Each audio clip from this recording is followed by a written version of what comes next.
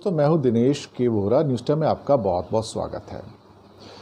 Time magazine के अभी 100 प्रभावशाली लोगों की लिस्ट आई है और इस साल की, जिसमें मोदी जी का नाम है। भाजपा के अंदर ख़ास तौर से बहुत खुशी है, आरएसएस के लोगों में खुशी है, लेकिन ये खुशी थोड़ी सी कहा जाए तो उसमें खटास आ गई, कड़वापन आ गया।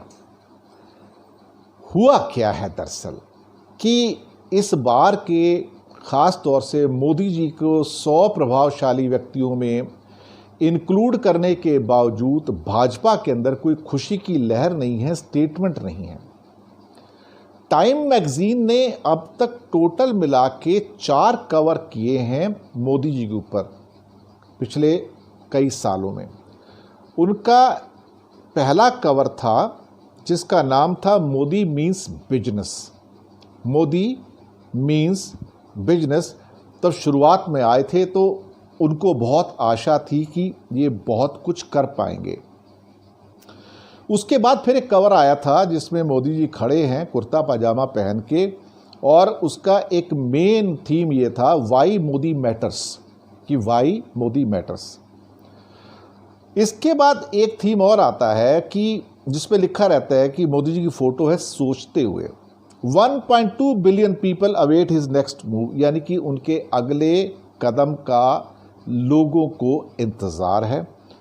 और फिर एक कवर जो आया था, जो पिछले साल ही आया था, जिसने इतनी हलचल मचाई कि जिसका कोई जवाब नहीं है, वो था मोदी जी के कवर के साथ इंडियाज़ डिवाइडर इन चीफ।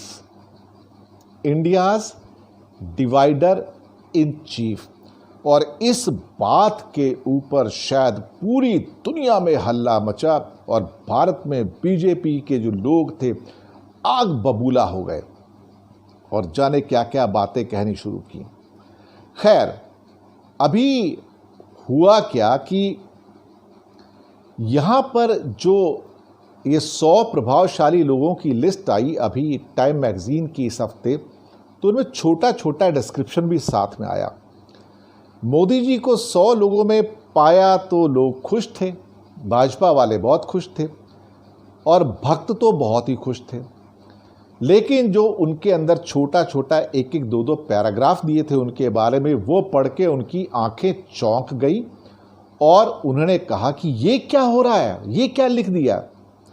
चलिए मैं आपको उसका एक थोड़ा सा भाव बताता हूं कि उन्होंने लिखा क्या है। अब यहां पे लिखा है, the key to democracy is not in fact free elections, those only tell who got the most votes, more important is the rights of those who did not vote for the winner. India has been the world's largest democracy for more than 7 decades. Its population of 1.3 billion includes Christians, Muslims, Sikhs, Buddhists, Jains and other religious sects apart from Hindus. All have abided in India, which the Dalai Lama, who has spent most of his life in refuge there, has lauded as example of harmony and stability. कहने का मतलब यह है कि democracy का मतलब free elections नहीं होता है। इनका कहने का आगे मतलब ये है कि जिसको ज़्यादा वोट मिल जाते हैं कंपैरेटिवली दूसरे के, वो सत्ताधीश बन जाता है, वो रूलिंग पार्टी बन जाता है। लेकिन जिन्होंने वोट नहीं किया होता है इनको, उनकी संख्या ज़्यादा बड़ी होती है। भारत दुनिया की सबसे बड़ी डेमोक्रेसी है, 70 सालों से, कोई शक की बात नहीं है। 130 करोड़ के देश में क्रिश्चियन, मुस्लिम, सिख, बुद्धिस्ट और जैन सब लोग रहते हैं हिंदुओं के साथ में, और सब ने हिंदुस्तान का जो एक क्या कहते हैं प्रिंसिपल है या कॉन्सेप्ट है उसको स्वीकार किया है। दलाई लामा जो कि तिब्बत के धर्मगुरु हैं, जो भारत में कई दशकों से शरण लेके बैठे हैं, उनका कहना यह है कि भारत जो है an example of harmony and stability है, यानी कि सौहार्द और समन्वय की एक प्रतिमूर्ति है। भारत के लिए इससे बड़ा एग्जाम्पल हो नहीं सकता कि दलाई लामा ने उनकी तारीफ की है। ये पहला पहरा तो फिर ठीक था, लेकिन दूसरे पैरे ने काफ़ी धमा चौकड़ी मचाई। पहला लाइन लिखते हैं, Narendra Modi has brought all into the doubt Narendra Modi ने सबके दिलों में डाउट भर दिया है, शंका भर दी है। Though almost all of the India's prime ministers have come from the nearly 80% of population that is Hindus, only Modi has governed as if no one else matters in the country. हालांकि भारत के 80% से ज़्यादा जो प्रधानमंत्री आए हैं वो सारे हिंदू ही आए हैं, लेकिन ये सिर्फ मोदी ही हैं जो ये एहसास दिलाते हैं कि इस देश में हिंदुओं को छोड़ के बाकी किसी की कोई हस्ती नहीं है, कोई औकात नहीं है। ये वर्ड इसमें लिखे हुए हैं, ये मेरे शब्द नहीं हैं, ये टाइम मैगजीन के शब्द हैं।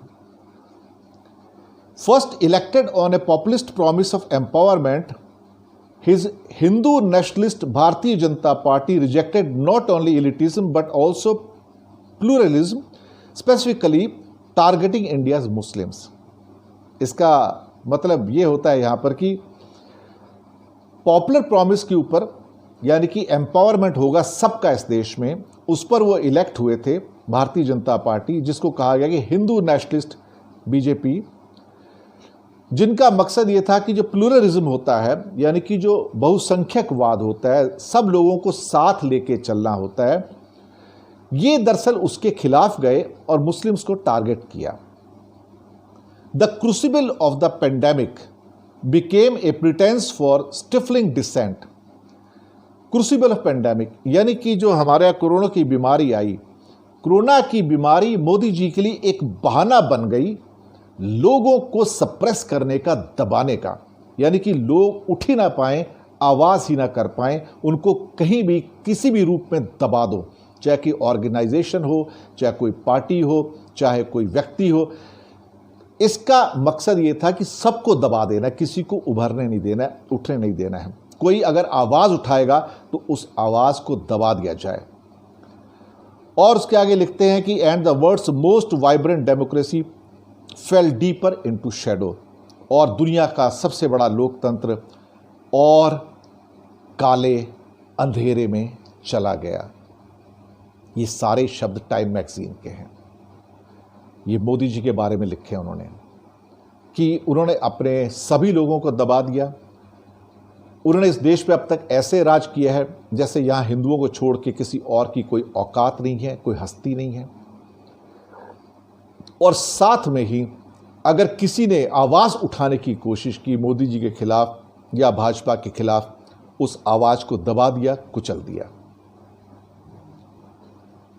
ये एक बहुत बड़ा स्टेटमेंट है टाइम मैगजीन की ओर से, और यहाँ पर भाजपा वालों की चुप्पी आप समझ सकते हैं कि उनकी हालत क्या है। अब उनसे ना कहते बन रहा है, ना सुनते बन रहा है।